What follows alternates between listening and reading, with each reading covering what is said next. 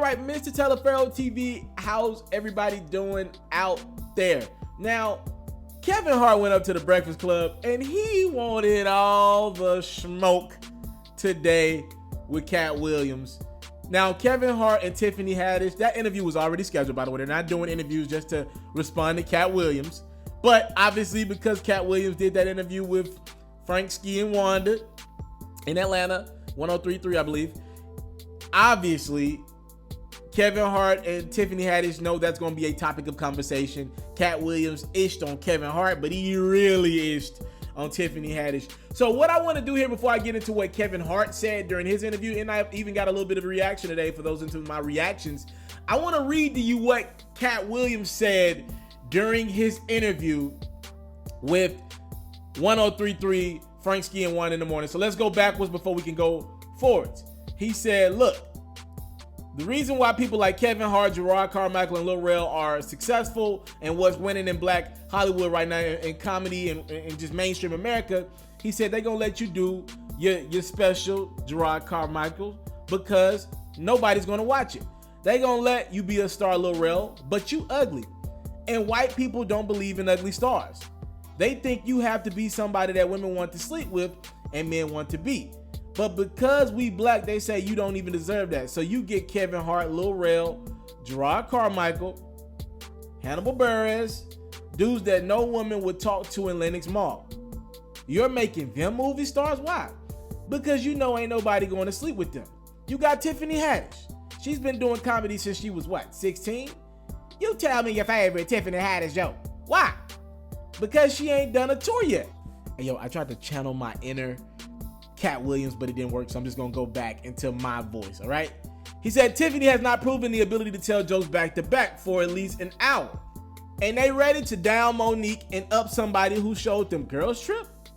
Do you think she wrote Girls Trip goofball? Or do you think it was already a script and they handed it to her?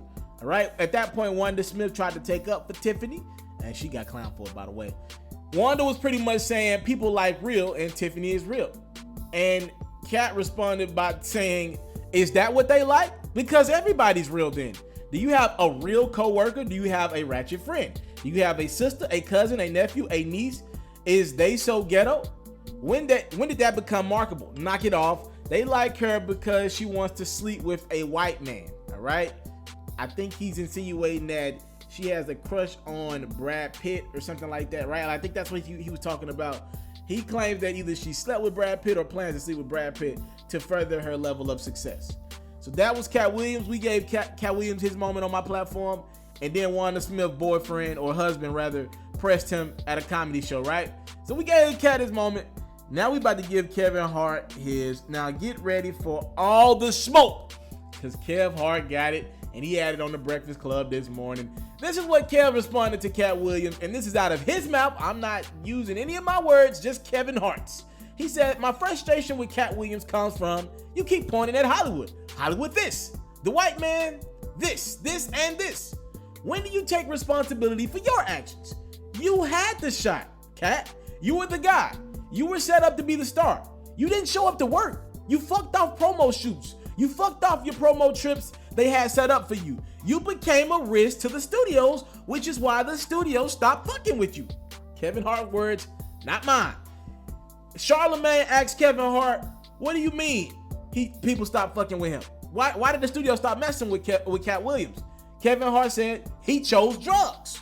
So when you say Tiffany Haddish doesn't deserve or isn't really a comedian, and these other women have worked hard, which they have, shouts out to Melanie, shouts out to Lunel, and shout out to Leslie Jones, who are all underneath the umbrella of Katt Williams. Katt Williams, have you ever used your platform to fucking bring the people that were under you up? You haven't. All right. Now, there was much more smoke given from Kevin Hart in this interview that I did watch in totality. He brought up the fact that Katt Williams was completely wrong, saying that Netflix judged their stand-ups and who they give money to completely off of ticket sales. I think Kevin Hart went on to say it's not only ticket sales, it's branding, it's how can you give us money back, how can we receive our money back from you guys. And he went on to even announce a number that he got from Netflix. He said he got $40 million from Netflix to shoot 2 stand-ups with them in the near future. So he even threw some numbers at you, and people don't really just tell you how much money they made. That's how I knew he was pissed. And Kevin Hart also went on to call out some fictional statements from Katt Williams and said they're very researchable. As a matter of fact, I did go do the research. Every statement that Kevin Hart called out about Katt Williams, I went and did my own due diligence. I found out that Katt Williams was lying about everything.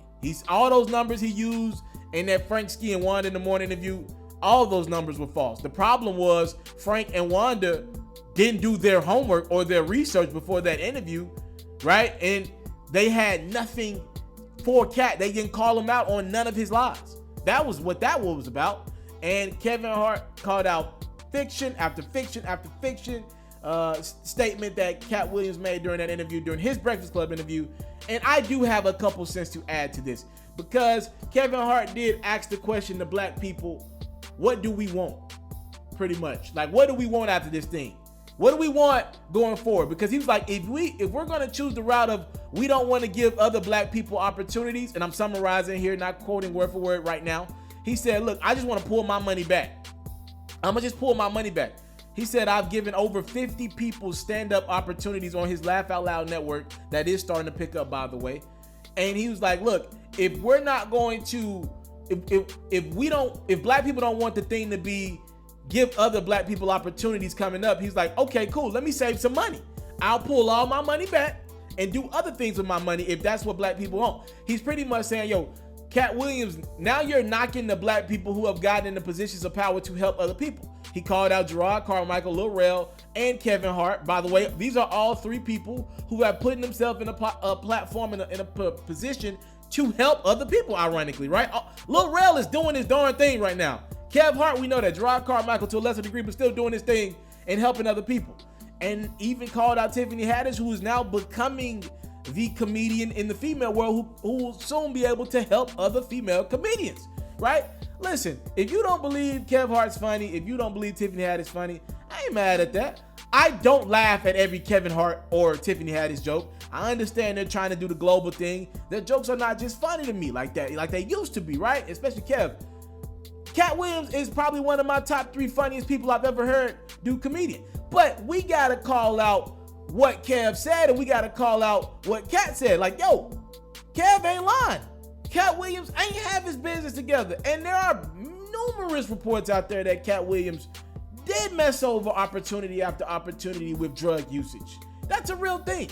I think he got caught like a home invasion one time.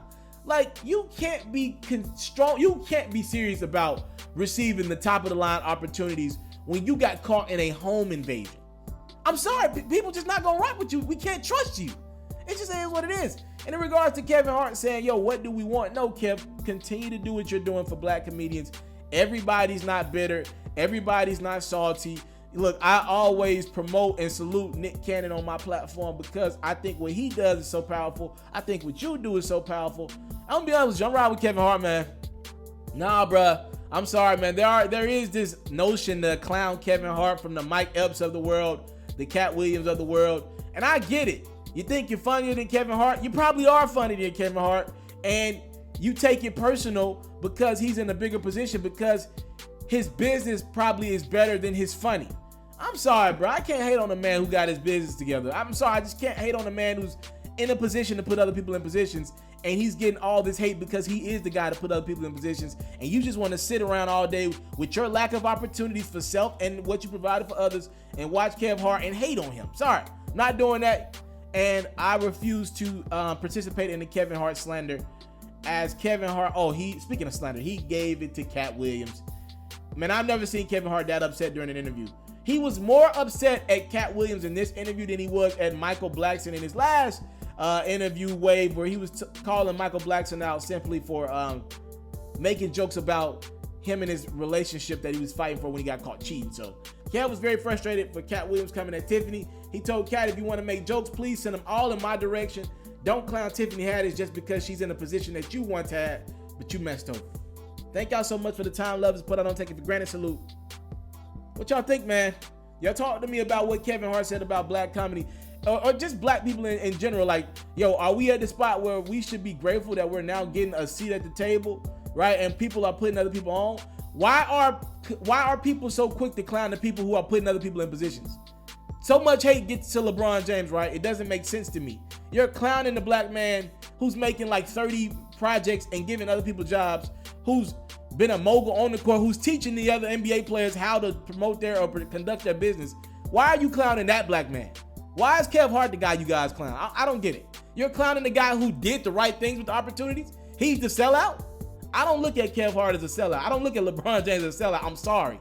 I'm sorry that I can't agree. Steve Harvey's not a sellout to me. I'm sorry. You know, actually, the sellout to me, ironically, is the person who didn't make the opportunity the best of their opportunity like a Kevin Hart is doing right now. The sellout to me, in my world, the person who sold out is the person who chose drugs over helping putting their people in the best position possible. To me, that's selling out. That's what I call a sellout.